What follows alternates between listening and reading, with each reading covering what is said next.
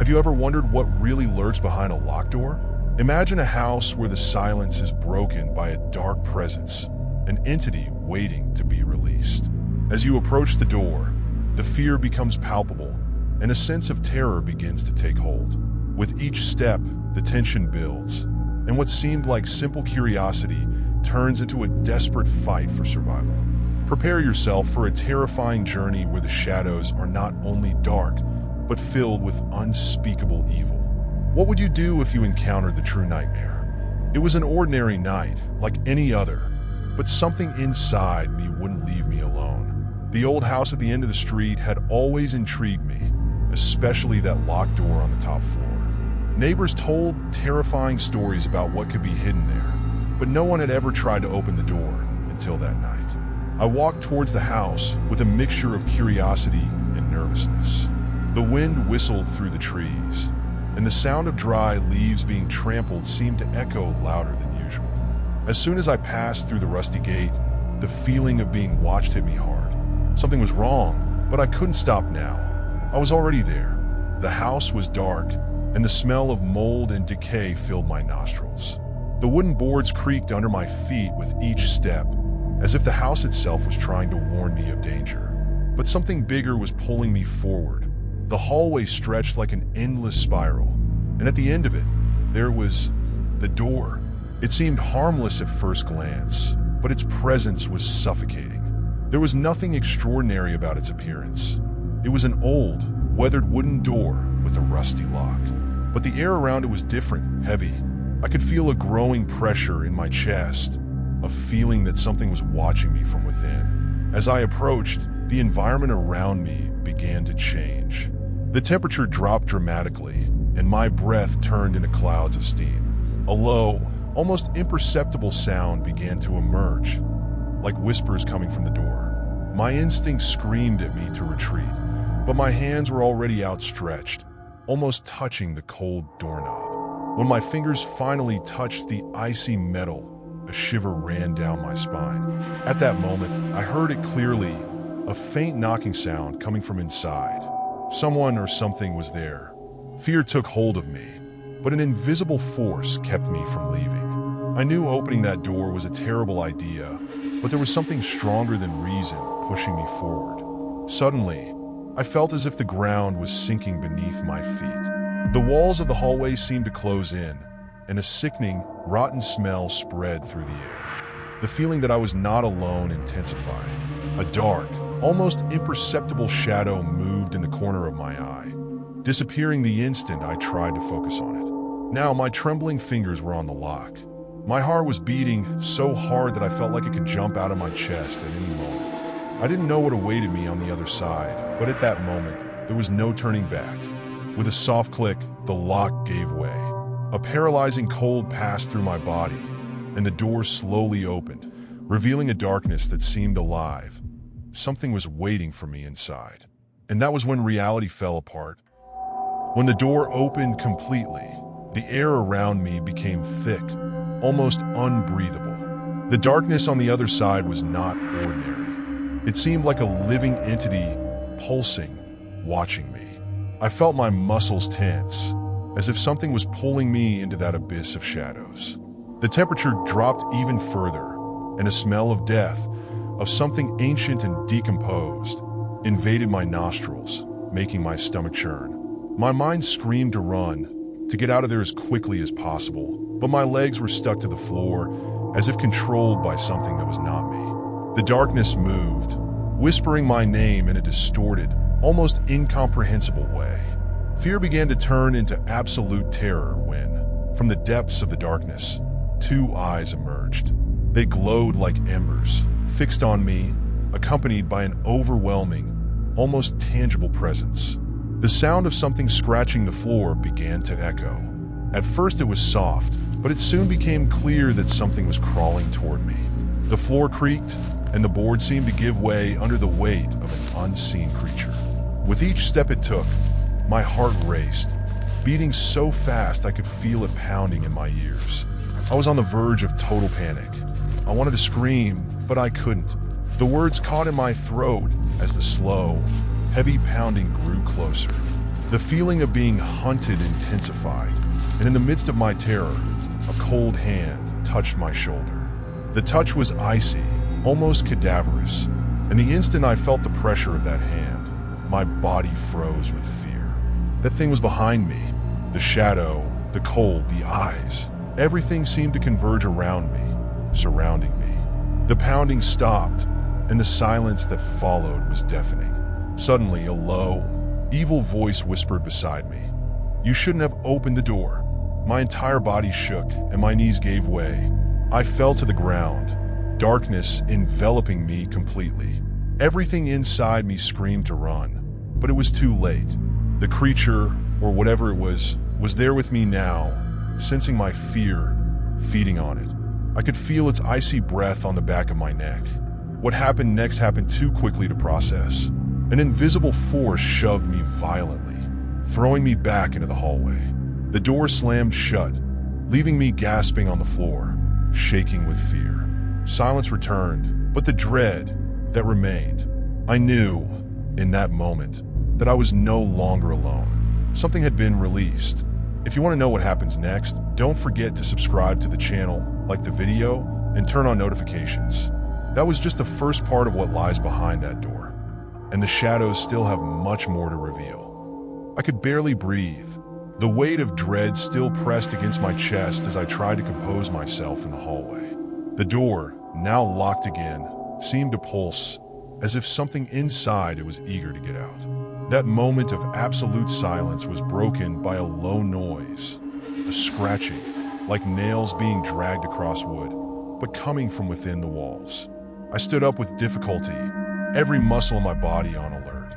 The hallway, previously just dark and cold, was now permeated with an evil presence. The shadows on the walls seemed to move, twisting unnaturally, as if they were watching my every move. I tried to move away from the door, but the house seemed alive, conspiring to trap me. The floor beneath my feet creaked, and the boards tilted slightly, as if the house was sucking my energy. The air was thick, suffocating, and a cold breeze blew from the end of the hallway, bringing with it a distorted whisper that repeated my name, like an echo from the abyss. Suddenly, the feeling of being watched became unbearable. I looked back, and what I saw froze my blood. At the end of the hallway, a shadowy figure was slowly emerging from the darkness. It wasn't human, at least not anymore. It was a tall, skeletal silhouette with glowing eyes that stared at me with insatiable hunger. Its fingers were long and deformed, with sharp claws that scratched the walls as it moved, emitting a sound that made my bones vibrate. The creature crawled towards me, slowly but relentlessly. With each step, the air grew colder, and the smell of putrefaction intensified. My mind screamed to run away, but my body didn't respond. I was paralyzed, hypnotized by those eyes full of hatred and darkness.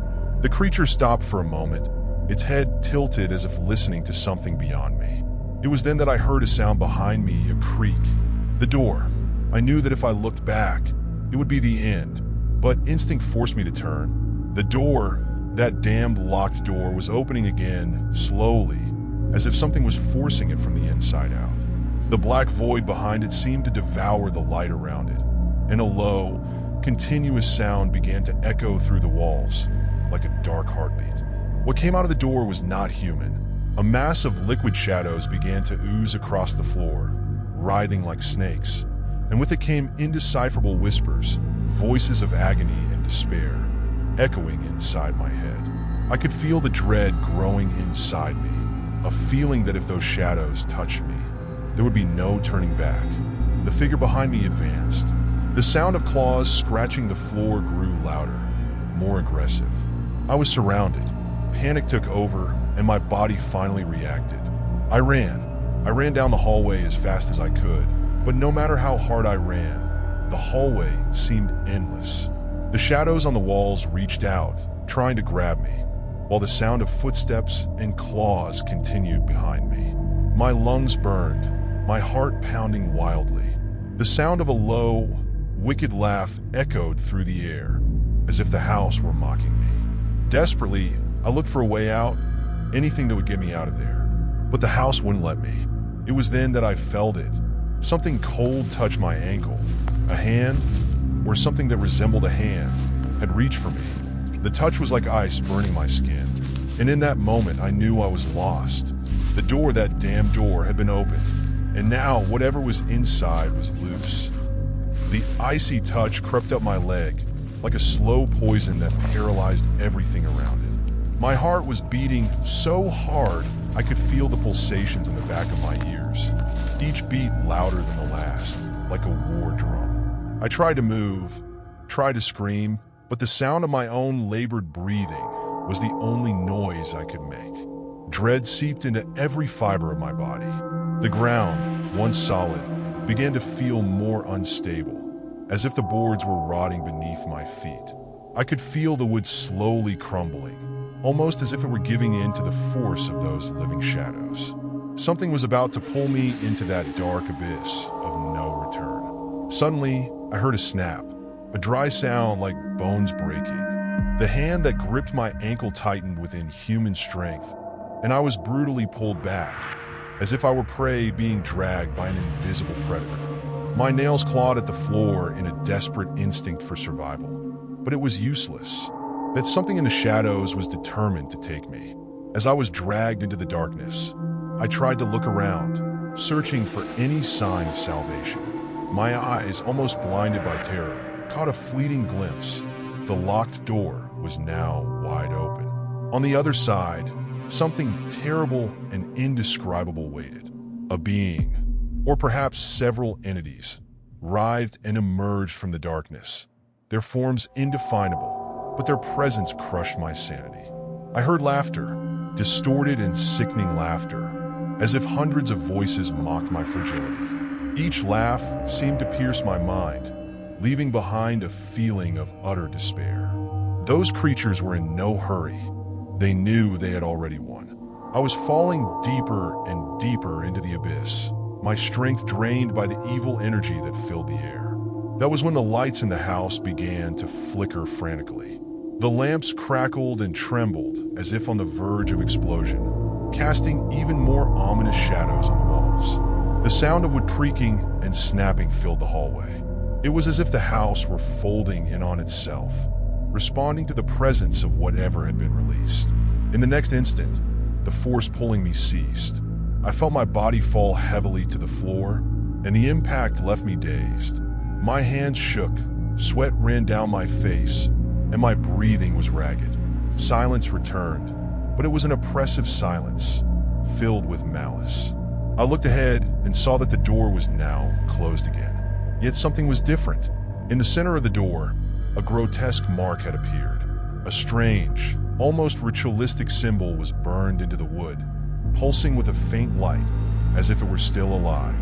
I knew, with every part of my being, that that door must never be opened again. And yet, there was a terrible certainty within me. Whatever had left was no longer inside. The sound of footsteps echoed down the hallway behind me, but they weren't mine. The presence I had felt before, that had dragged me into absolute terror, was now free, and I was no longer alone. I turned slowly, dread rising within me again, and saw something coming toward me. The footsteps, heavy and rhythmic, echoed through the hallway like hammer blows, each one closer than the last. I stood frozen for a moment, my heart racing and my mind in chaos, unable to decide whether to flee or face what was coming towards me. The cold emanating from its presence was like a suffocating cloak, wrapping me in a nameless terror. I turned slowly, and that was when I saw it. The thing was approaching, its form distorted by the gloom. It was not entirely solid. Its contours were blurred, almost as if it were between two worlds, the physical and something much worse. The flickering light of the hallway revealed glimpses of what seemed to be a face, but it was misshapen and scarred, with empty eyes that glowed with an eerie light. Its steps were erratic, as if its body were adjusting to reality, forcing itself to exist there. But the worst was the sound of something damp and grotesque moving in tandem with the creature, as if it were dragging parts of itself across the floor. The smell of rotting flesh filled the air, making me choke in disgust and fear. I backed away, the fear growing by the second, but my feet barely responded. The cold, rough wall touched my back, and I realized I had no way out. I tried to think of a way to escape, to survive, but the fear was paralyzing. The hallway seemed to shrink around me, the darkness closing in like an invisible prison. The creature stopped a few feet away from me, its body trembling as if it were absorbing the darkness around it. Its empty eyes fixed on mine, and in that moment, I felt an even greater presence, something beyond human comprehension, watching behind that enemy, something that had been released along with it. My vision blurred for a moment, and I heard a deep sound, almost like a growl, but coming from inside my head. The creature spoke without words, but I could feel its intent, and it wasn't just to destroy me physically, it was something much darker. It wanted to break my mind, to reduce me to nothing, a cruel game in which my resistance only made everything more painful. Suddenly, its arms, long and deformed, began to reach out towards me, the sharp claws gleaming in the dim light. I knew that if it touched me, there would be no going back. The cold intensified, the air becoming almost impossible to breathe. Each second felt like an eternity as the creature approached, slowly but inevitably. Then, an unexpected sound echoed from down the hall, a knocking, loud and desperate, as if someone were trying to escape from some locked place. The creature stopped, its empty eyes slowly turning in the direction of the noise. Dread grew within me, for I knew something else had been awakened. The knocking continued, fast and insistent, until a violent crash echoed through the house. The wall behind me, where the knocking had come from, began to crack, fissures spreading like deadly roots. The creature had turned completely now, its body stiffening. Something was about to come out, something worse than it. The cracks opened, and the sound of a high-pitched, distorted scream filled the air, making my skin crawl. The creature in front of me began to writhe, as if it were being called back. The atmosphere around me grew heavy, almost oppressive, and it was then that the wall exploded in a shower of debris. A new entity emerged. Unlike the first, this one was a massive figure, composed of dense, pulsing shadows. Its shape was indefinable, but its eyes, red as embers, were fixed on me. It was as if hatred itself had taken physical form. The previous creature began to retreat, almost in reverence to the new presence.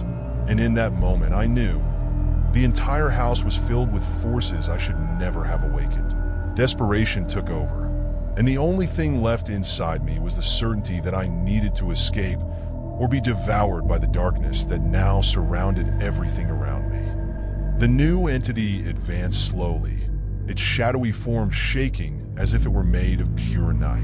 With each step it took, the ground shook, and the air became denser, charged with a sense of palpable despair.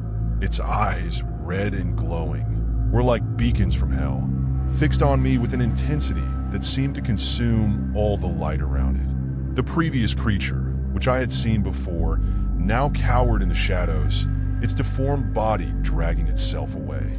The presence that had emerged, however, seemed to be in command, dictating the rules of that night of absolute terror. My survival instinct screamed to flee, but the walls around me seemed to compress, the corridor narrowing as the entity advanced.